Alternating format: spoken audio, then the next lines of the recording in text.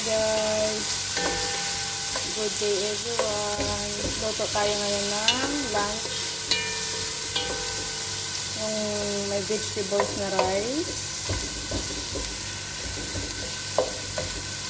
Hindi ko alam, may tawag sila dito. Hindi ko matandaan. Sa dami ng pangalan ng mga putahe. Basta sabihin lagi may gulay. Rice with may gulay. Oh my gulay.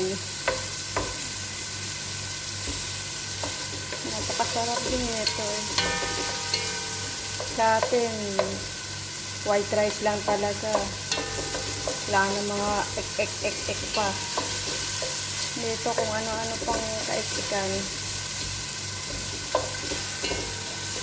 Mahilig sila sa mga dito naman hilig sa white rice. Mag-white rice lang din sila kapag may sabaw ang kanilang ulam. Ayan. Pero pag mga tuyo, mga oven na chicken, pag pag fried naman na isda, fried fish naman, may gata naman yung rice. Ayan, lagyan natin ng repolyo.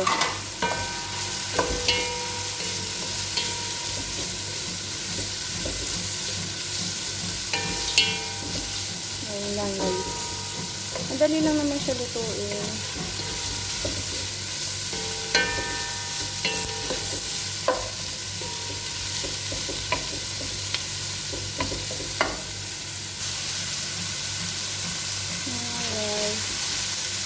Tapos yung mix na mixed vegetable. Kasi mayroon kami dito. Kapag wala kami ganito, hiwa-hiwa na lang. Ayan.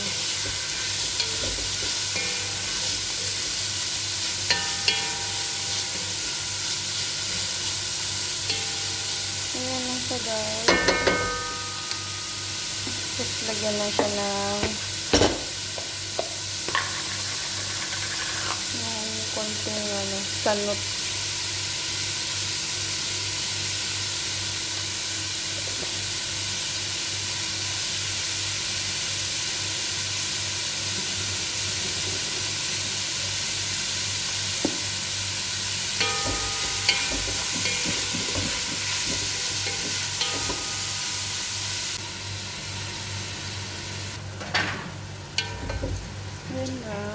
Ganyan lang siya.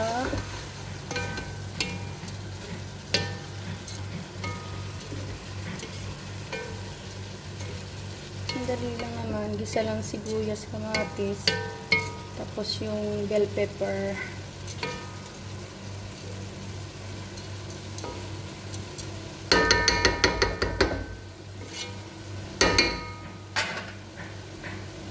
Tapos lagyan ng sabaw.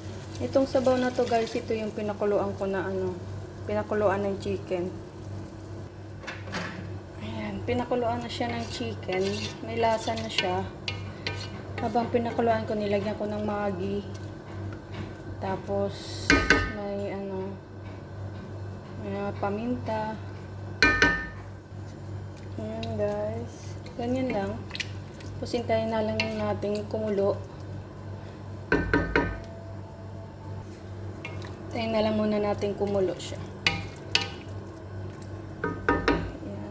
Takpan na lang muna natin. Ito lang yung chicken. Isang piraso lang kasi 5 bata lang naman kakain. Ito, yung tirang pinakuluan ng manok, tinatabi ko yan, lagay ko sa freezer. Para kapag may luluto ako ng mga pasta, pwede ko siya ipang sabaw. Masarap siya. Malasa na kasi ito guys. Yan, ito na siya guys. Iniin na lang natin. Kasi medyo may tubig pa siya. Ang ganda ng kulay. Colorful na rice.